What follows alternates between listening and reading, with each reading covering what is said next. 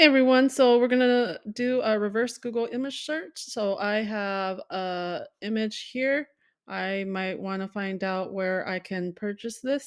So I'm gonna go to images.google.com.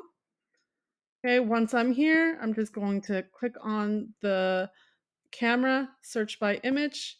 I'm gonna upload an image. So you can find the image in your file or you can drag it. So I'm going to drag and drop the image.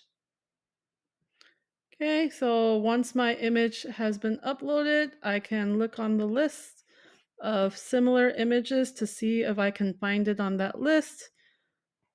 It looks like it's here. Okay, so here it is. I can click on that and I found my image and my dish drying rack. And if I want to purchase it, I can do that. And that's it. Thank you for watching.